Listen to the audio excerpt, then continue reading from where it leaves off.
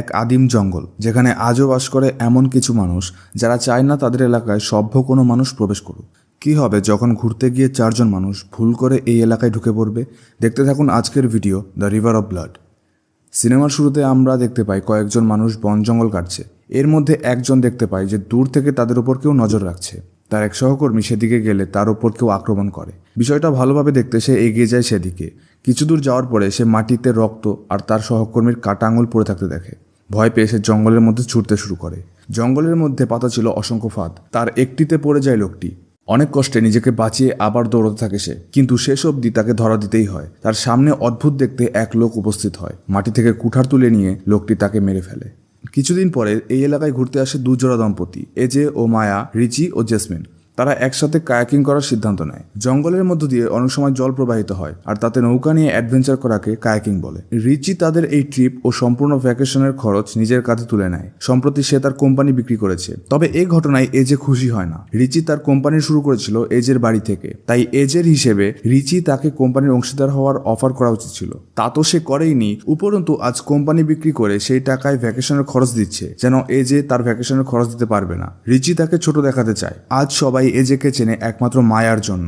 মায়া এজের বসের মেয়ে না হলে এজেকে কেউ চিনত না, কিন্তু মায়া এজেকে এসব অবান্তর চিন্তা না করার পরামর্শ দেয়। পরের দিন সকালে তারা বেরিয়ে পড়ে। নিক নামের এক লোক তাদের গাইড হিসেবে থাকবে। নিক তাদের প্রত্যেককে একটি করে লাইফ জ্যাকেট দেয়। গোলাপি রঙের লাইফ জ্যাকেট হওয়ায় এজের তাতে আপত্তি ছিল, কিন্তু নিক জানায় এই মুহূর্তে তার সাইজের এক্সট্রা কোনো লাইফ জ্যাকেট নেই।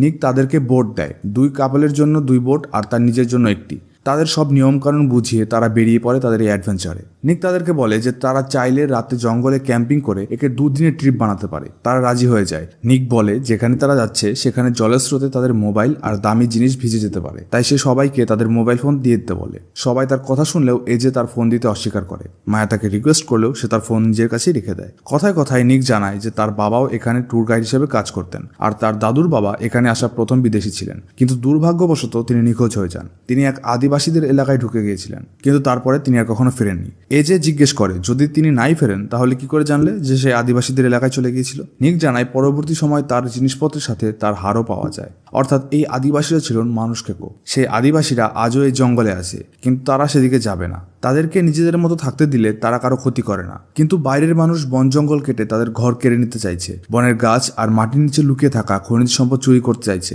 জঙ্গল কাটার ফলে তাদেরকে আরো বনের গভীরে যেতে হচ্ছে, তাই স্বাভাবিকভাবেই মানুষ দেখলে তারা আক্রমণ করে। কিন্তু এখন তাদের এলাকা নিরাপদভাবে বাউন্ডারি করে দেওয়া হয়েছে, সেখানে বাইরের মানুষের ঢোকার অনুমতি নেই।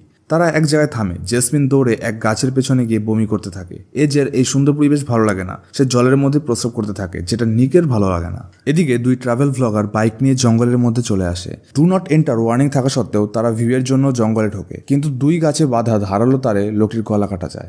জঙ্গলের মধ্য থেকে এক আদিবাসী বেরিয়ে এসে লোকটিকে মেরে সেখান থেকে নিয়ে যায়। মেয়েটি ভাবে হয়তো তার সঙ্গী জঙ্গলের মধ্যে চলে গেছে, কিন্তু বাইকের কাছে যেতেই সে তার সঙ্গীর হেলমেট পরা কাটা মাথা দেখে চিৎকার করতে শুরু করে। অন্যদিকে রিচি জেসমিনকে এর পরের বার ক্যারিবিয়ান আইল্যান্ডে ঘুরতে যাওয়ার কথা বলে। তার এই টাকা দেখানো এজের ভালো লাগে না। সে তাদের নৌকোর দিকে জল ছুটতে থাকে। রিচিও পাল্টা তাদের দিকে জল ছড়ে। মজায় মজায় জলের সাথে একটি বেবি পাইথন জেসমিনের কোলে চলে যায়। ভয় পেয়ে জেসমিন আর রিচি দুজনে জলে পড়ে যায়। নিক জানায় যে এই সাপ তাদের কোনো ক্ষতি করবে না।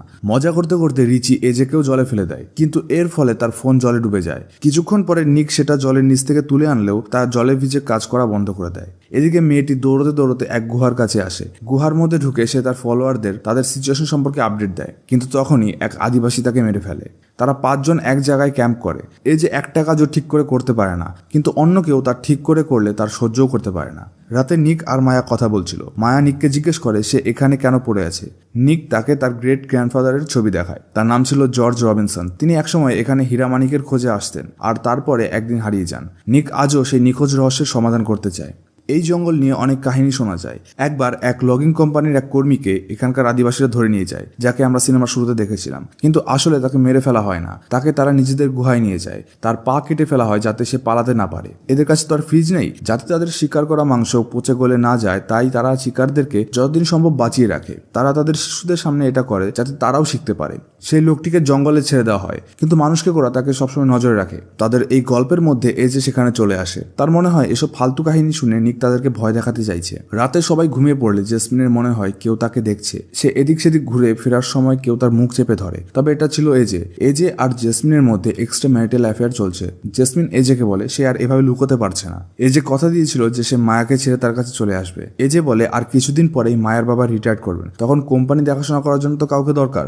জেসমিন বুঝে যায় এজে কখনো মায়াকে ছেড়ে তার কাছে আসবে না, কারণ তার কাছে জেসমিনের থেকে নিজের পজিশনটা বেশি গুরুত্বপূর্ণ। জেসমিনকে সে এতদিন ইউজ করে এসেছে মাত্র। এসব বুঝতে পেরে সে এজের ওপর রাগ করে অন্ধকার জঙ্গলের মধ্যে চলে যায়। তাদের গোপন সম্পর্কের কথা আর গোপন থাকে না। মায়া আর রিচি দুজনেই তখন জেগেছিল। তারা এজে আর জেসমিনের সবটাই শুনতে পেয়েছে। পরদিন সকালে জেসমিন জানায় যে রিচিকে কোথাও খুঁজে পাওয়া যাচ্ছে না। নিক এসে খবর দেয় রিচি তার কায়াক নিয়ে চলে গেছে, যার মধ্যে তাদের সবার ফোন ছিল। তারা রিচিকে খুঁজতে বেরিয়ে পড়ে। এক জায়গায় এসে নদী দুদিকে বিভাজিত হয়ে যায়, যার একদিকে ছিল প্রবল স্রোত আর অন্যদিকে কোনো স্রোত ছিল না। জেসমিন জানায় রিচি এর আগে কোনোদিন কায়াকিং করেনি, তাই সে নদীর শান্ত দিকেই গেছে। কিন্তু নিক সেদিকে যেতে রাজি হয় না। সেদিকে আছে আদিবাসীদের বাসস্থান। যদি তারা সেখানে যায় তাহলে আদিবাসীরা তাদের মেরে ফেলবে। বাধ্য হয়ে নিককে সেদিকে যেতে হয়। অনেকটা পথ যাওয়ার পরে তারা রিচির কায়াক দেখতে পায়, কিন্তু রিচি সেখানে ছিল না। নিক স্পষ্ট করে বলে দেয় যে সে আর ভেতরে যাবে না। রাত অবধি তাদের জন্য ওয়েট করবে। যদি তারা না ফিরে তাহলে সে একাই চলে যাবে। বাকিরা রিচিকে খুঁজতে বেরিয়ে পড়ে। নিক সেখানে অপেক্ষা করতে থাকে। কিছুক্ষণ পরে পাতায় কারো পায়ের আওয়াজ পেয়ে সে সতর্ক হয়। সেদিকে কিছু দূর এগিয়ে গেলে সে এক জায়গায় কিছু কাকতারুয়া দেখতে পায়, যাদের গায়ে সভ্য পৃথিবীর পোশাক ছিল। সেই কনস্ট্রাকশন ওয়ার্কারের পোশাক, অসংখ্য সানগ্লাস, গাড়ির চাবি, ইয়ারিংস, সেই সাথে তার গ্রেট গ্র্যান্ডফাদারের পোশাক। কিন্তু নিক খেয়াল করেনি সেখানে এক আদিবাসী শুয়েছিল। আদিবাসী চোখ খুললে তাকে দেখতে পায়। নিক তা দেখতে পেয়ে দ্রুত পালিয়ে যায়। আদিবাসী তাকে ধাওয়া করে। কিছুক্ষণ পরে তাদের আর দেখতে পাওয়া যায় না, কিন্তু সেই আদিবাসী হঠাৎ জল থেকে উঠে নিককে মেরে ফেলে। এদিকে বাকিরা খুঁজতে খুঁজতে সেই গুহার কাছে চলে আসে। সেখানে তারা রিচিকে খুঁজে পায়। তারা সেখান থেকে ফিরে আসার সিদ্ধান্ত নেয়। পথে রিচি এজেকে কনফ্রন্ট করে। সে আজ যে পজিশনে আছে তার জন্য সে পরিশ্রম করেছে। এজে আজ তাকে দেখে হিংসে করে, কিন্তু তার জন্য সে নিজে দায়ী। সে কখনো পরিশ্রম না করে শুধুমাত্র মেয়েদের পেছনে দৌড়েছে। সে মায়ার মতো ভালো আর সুন্দরী মেয়ে পেয়েছে। এমনকি এক পরিবারে তার বিয়ে হয়েছে, যার ফলে তাকে কষ্ট করে কিছুই করতে হয়নি। কিন্তু এত কিছুর পরেও মায়া তার জন্য যথেষ্ট ছিল না। আসলে এজের ফোন ঠিক হয়ে গেছে আর তার ফোনে কোনো লক ছিল না। তো রিচি এজের সব কাহিনী জেনে গেছে। তাছাড়া গত রাতে শব্দ সে নিজের কানে শুনেছে। ফিরে এসে তারা নিককে দেখতে না পেয়ে ভাবে হয়তো সে তাদেরকে ফেলে পালিয়ে গেছে। তারা মাটিতে নিকের ছুরি পড়ে থাকতে দেখে। তা হাতে নিয়ে তারা এগিয়ে যায়। কিছু দূর গিয়ে তারা নিকের কায়াক দেখতে পায়, কিন্তু তাতে রক্ত লেগেছিল। ডাঙায় তারা একটি পাত্রে কিছু ফুটতে দেখে সেদিকে যায়, কিন্তু সেদিকে চোখ পড়তে সবাই ভয় পেয়ে যায়, কারণ তাতে সেদ্ধ হচ্ছিল নিকের কাটা মাথা। রিচি যদি নিকের কায়াক নিয়ে না যেত তাহলে এমনটা হতো না। এই নিয়ে রিচি আর এজের মধ্যে হাতাহাতি শুরু হয়ে যায়। মায়া তাদের থামিয়ে এখান থেকে পালাতে বলে। এক আদিবাসী কিছু দূর থেকে তাদের উপর নজর রাখছিল।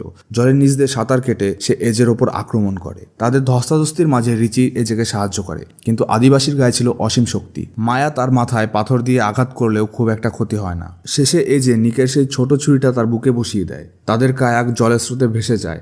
উপায় না পেয়ে তারা পায়ে হেঁটে এগোতে থাকে। আদিবাসী দলের নেতা আহত মানুষকে দেখতে পেয়ে তাকে মেরে ফেলে। এরপর তার বুক ফেরে তার হৃদয় বের করে খেতে থাকে। এদিকে হাঁটতে হাঁটতে রাত নেমে আসে। মায়া বুঝতে পারে তাদেরকে ইচ্ছে করেই বাঁচিয়ে রাখা হয়েছে। নিক বলেছিল আদিবাসীদের কাছে খাবার সংরক্ষণের কোনো উপায় নেই, তাই যতদিন না তাদের খাদ্য ভাণ্ডারে টান পড়ছে ততদিন তারা শিকারকে আহত করে জঙ্গলে ঘুরতে দেয়, কিন্তু তাদের উপর সবসময় তাদের নজর থাকে।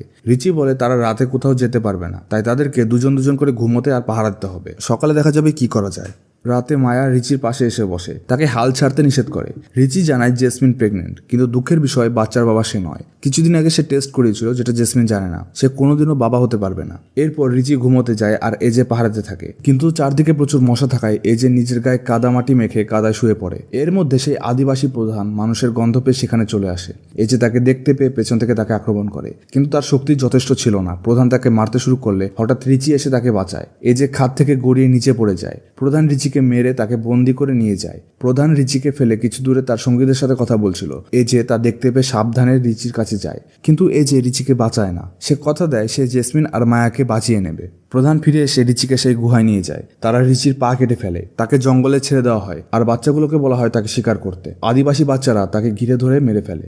সকালে এজে মায়া ও জেসমিনের কাছে চলে আসে। রিচির কথা জিজ্ঞেস করলে সে বলে রিচি জিপ খুঁজতে সামনে এগিয়ে গেছে, কিন্তু জেসমিন এই কথা মানতে চায় না। অনেক কষ্টে মায়া তাকে শান্ত করে। তারা সামনের দিকে এগিয়ে চলে, কিন্তু সেই মানুষকে ওরা তাদের পেছনে ছিল। তাদের দেখে তারা প্রাণ ভয়ে পালাতে থাকে। দৌড়তে গিয়ে জেসমিন কাটা ভর্তি গর্তে পড়ে যায়।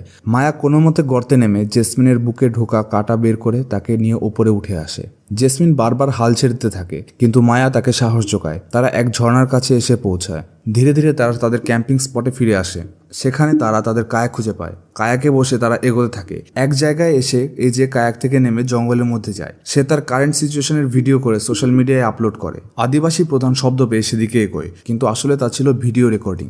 আদিবাসী প্রধানকে ডিস্ট্র্যাক্ট করার জন্য এটা ছিল এজের একটা প্ল্যান।